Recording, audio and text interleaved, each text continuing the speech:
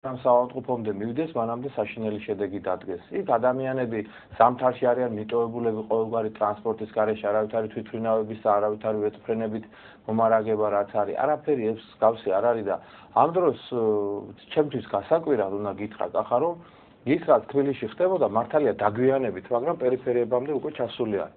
ეხლა უნდა გითხრათ, რომ მე რაღაც ინტუიცია მაქვს, საკმაოდ დიდი ხანია ამ პოლიტიკაში ვარ და ინტუიცია შევიძინე და გძნობ იმას, რომ რა მდგომარეობაც იყო თბილისში 9 აპრილის წინა პერიოდში, ის მდგომარეობა უკვე პერიფერიებში არის. იგივე არის ხარაგაულში, იგივეა სამეგრელოშიც ვნახეთ ჩვენ ამ მდგომარეობა, იგივეა სვანეთში, იგივეა სხვაგან ყველგან და ერთი საჭირო არის ახლა მე სერიოზულად ფიქრობ იმას, რომ ეს უნიკალური აქციები, რომელიც ჩატარდა თბილისში, საქართველოს დედაქალაქში, თავისი მასშტაბით, თავის ხანგრძლივობით, თავისი ინტენსივობით, ესეთი არ ყოფილა საქართველოს უახლოესი ისტორიის განმავლობაში და შემოდგომიდან უნდა დაიწყოს ისევ ახალი რაღაცა ნოვაციებით, ინოვაციებით გაჯერებული აქციების მოწყობა. სააკაშვილმა ერთი რამ უნდა იცოდეს და მე სააკაშვილზე ბევრს არ ვილაპარაკებ, მოდით ჩვენ შევთანხმდეთ, რომ იმაზე ვილაპარაკოთ, რა იქნება სააკაშვილი. მე ესე მინდა, რომ ეს რაც არის, ჩვენ ვისაუბროთ იმაზე, ჩვენ ოპოზიციას და ხალხს საზოგადოებას რა შეგვიძლია, როგორ შეგვიძლია, რომ ქვეყანას დაუშვათ. სააკაშვილმა ერთი უნდა იცოდეს, რომ სანამ ის იქნება ხელისუფლებაში, იქნება საპროტესტო აქციების თანხლებით. ეს აქციები არ დამთავრდება, სანამ ეს კაცი იქნება. დღეს გვაქვს ჩვენ ძალიან სერიოზული საფრთხეები, ისევ საგარეო საფრთხეები, საშინაო რაღაცა რღვევებიც არის მოსალოდნელი და ამ ხელისუფლების პირობებში არაფერი არ გამა, ამიტომ ტყუილა იმედი ნუ ექნება და რაღაც გამარჯვებული სიფათებს ნუ მიიღებს, ნუ რავინ ტყუილ უბრალოდ, იმიტომ რომ ეს ამბავი არ მოხდება. ეხლა რა უნდა იყოს ხვალ და რა უნდა იყოს ეგ. ეს არის ხელა თემა და ხელა რაღაც საკითხების მომცველია, რომ ჯობია რომ რაღაც გეგმა შევიმუშაოთ, როგორ და როგორ და რა მიმართულებით ვილაპარაკოთ. რამოდენიმე რაც ძირითადი საკითხია, ყოველთვის ალბათ ვერ შევეხებით დრო რამდენი საშუალებასაც მოგცემ. სვანეთი ახსენე შენ ახლა და პირველი ხალხებს არ მარტო ახლა ადრეთ რეგიონებში როცა გავდივართ ხოლმე რაღაც უხერხულ სტაბილიზებას რაც ტოვებს ხოლმე ჩემზე არის ის თუ რაოდენ განსხვავებული არის დაუშვათ პროცესი ცხოვრება, ყოველდღიური ცხოვრება თბილისში და რეგიონებში. ელემენტარულად რომ წარმოვიდგინოთ აი ხა თბილისი გვიყურებს ჩვენ ძირითადად, რა წარმოვიდგინეთ რომ თქვენ არა გაქვთ კავკასია, არა გაქვთ მაესტრო, არა გაქვთ არც ერთი გაზეთი, ან თუ გაქვთ მარტო 1-2 ადგილობრივი გაზეთი, რომელიც გამგეობის მიერ არის დაფინანსებული და პრაქტიკულად ცხოვრობს სრულ ვაკუუმში.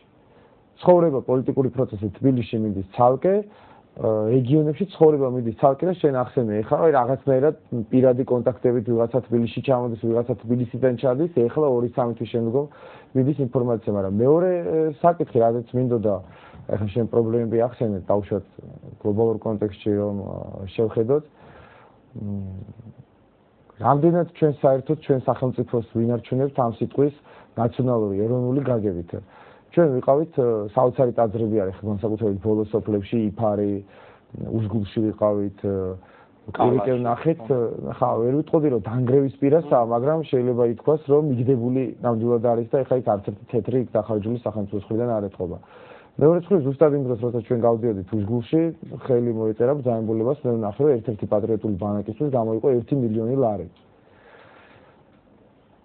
ეს ჩვენი ყველაზე დიდი სიმდიდრეები დღეს მიგდებული არის ხაშებს უსგულში შენ ადრე ჩამოხვედი კოშკში როდესაც ჩვენ ზევით ვიყავით მასმიძელმა გითხრა როცა გამსახურდიას ხელისუფლება იყო მუდმივად სამი შეულფრენი იჯდაო აქ უსგულში ეს იყო პრიორიტეტი რეგიონები ჩვენი კულტურული მემკვიდრეობა იყო პრიორიტეტი დღეს არის თუ არა ეს თემა საერთოდ ზოგი ამას ფაშიზმსაც ეძახის ზოგი ამას ნაციონალიზმს ეძახის მაგრამ ის რაც ჩვენი საგანძური არის მიტოვებული ერთგვარად ამაზე საუბარი ჩამორჩენილობას და უხერხულად ითვლება მეორე მხრივ რაღაც ისეთი ფასეულობები შემოდის არ ვიცი ხა პატრიოტთა ბანაკი კარგია ცუდია მაგრამ თავისთავად რაღაც ახალი პროექტები შემოდის ახალი ინოვაციები შემოდის და დავუშვათ ძალიან ბევრი ისეთი საკითხი რაც ჩვენ ტრადიციაში შეადგინა მიგდებულია ეს ლოგიკური არის დავუშვათ ხა რეფორმები და მოდერნიზაციის პარალელურად ეს უნდა წავიდეს თუ ეს საფრთხეა ჩვენ ბევრი გვისაუბრია ამაზე და მინდა რომ რაღაც დრო ამ გადაცემაში ამას დავუთვალოთ ჩვენ უნდა ჩამოვყალიბდეთ ერთ რამაზე. როგორი ქვეყანა გვინდა? როგორი ქვეყანა გვინდა? ჩვენ ხა კონსერვატორები იმიტომ ვართ, რომ ქართული ქვეყანა გვინდა. ესეთი ქვეყანა გვინდა, როგორიც ტრადიციულია, როგორიც ადათით არის, წესით არის გამაგრებული, ჩვენი წინაპრები როგორზეც ოცნებობდნენ, ილია ჭავჭავაძე როგორზეც წერდა, როგორზეც ოცნებობდა ნიკო ნიკოლაძე, როგორიც უნდოდა არჩილ ჯორჯაძეს, როგორიც უნდოდა აი ახალი ეტაპის პოლიტიკოსები და საზოგადო მოღვაწეები, როცა წამოვიდნენ მე-19 საუკუნის მეორე ნახევარში, იმათ როგორიც უნდოდა, ჩვენ ხო იმათზე ვართ გაზრდილები, იმათ ნაწარმოებებით, იმათი წერილებით, იმათი ჩვენ ესეთ საქართველოს გვინდა. ვისაც არ უნდა ესეთ საქართველოს, ახლა რაც უნდა ის დაგვიძახოს ჩვენ. მე ვიცი ერთი რამ. საქართველოს მთა ჩვენ თუ არ დავიცავით, ეს საზღვრები იქ რომ ამბობდეს ახლა ჭანჭახის ხიდზე აქ იყო ლაპარაკი რაღაც. ყოველ მთიელს, რომელიც მთაში ცხოვრობს, მესაზღვრის ფუნქცია ჰქონდა. ამიტომ ყველა მეფე იყო, ყველა ხელისუფალი იყო თუ ყველა ადმინისტრაცია იყო, რომელიც კი არსებობდა. კომუნისტების დროიდან მოყოლებული მუდმივად ცდილობდა რომ მთა გაემაგრებინა და მთა ყოფილიყო ღირსეულად შენარჩუნებული. ეხლა კოდორის ხობა რატო დაიკარგა? იმიტომ დაიკარგა რომ იმ ადამიანებს, რომლებიც წლების განმავლობაში განაიარაღეს და უცხესო თქვენ ხართ კრიმინალები, თქვენ ხართ ბანდიტები, ჩაუდგეს ზოგს ნარკოტიკი, ზოგს იარაღე, ვინც გააქციეს, ვინც არა დააშინეს.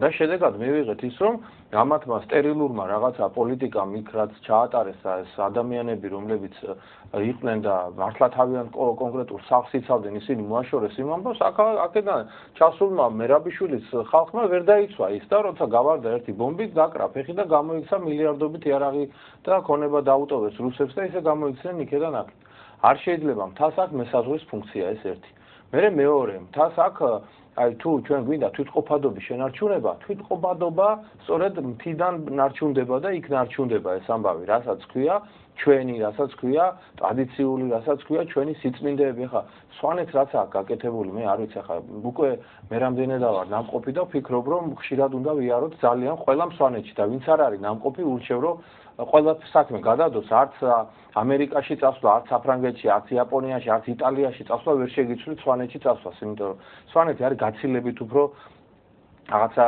აუცილებლად სანახავი თითოეული ჩვენგანისათვის რა, ეს კულტურა რაც არის, ის სიწმინდეები რა, უზარმაზარი სიწმინდეები არის შენახული, საუკუნეების განმავლობაში იცავდა ეს ხალხი თავისი მკერდით, თავისი სისხლით, თავისი და ის ხალხი ახლა ამ მდგომარეობაში არის. მე მინდა რომ ჩვენ ალბათ ამაზე ჩამოვყალიბდებით და უნდა პროგრამა უნდა შევიმუშაოთ, რომელიც უკვე ძირითადი ნაწილი ჩამოყალიბებული გვაქვს, მაგრამ დეტალურად უნდა გავწეროთ თუ როგორ უნდა შევეწიოთ მთას. მაგალითად, სვანეთში არის ესეთი პრობლემა, ახლა შეიძლება თბილისელებს ნაკლებად აინტერესებდეს, მაგრამ მე მგონი ყველას, ვისაც საქართველოსზე გული შესტკივა, ყველას მეტნაკლებად ასეთი პრობლემა აინტერესებს. როდესაც მესტიაში ადამიანს დაჭირდება რაიმე ცნობის აღება, მაგალითად ჯანმრთელობის ცნობის აღება, უნდა ჩავიდეს 100 კილომეტრით ქვემოთ ზუგდიდში. და ეს არის საშინელი გზა, 3 საათი უნდა სიარული, ყველაზე ცოტა და ამას უნდა ბენზინი, ამას უნდა ფული, ამას უნდა დრო, ამას უნდა ნერვები, მერე ჩახვალ იმ ზუგდიდში და ეს სამსახურები არის გაერთიანებული საქართველოს გადასახადები. ძალიან, ესე იგი ეს არის პრობლემა. ავად გახდება ვინმე, იქ უნდა წაიყვანონ.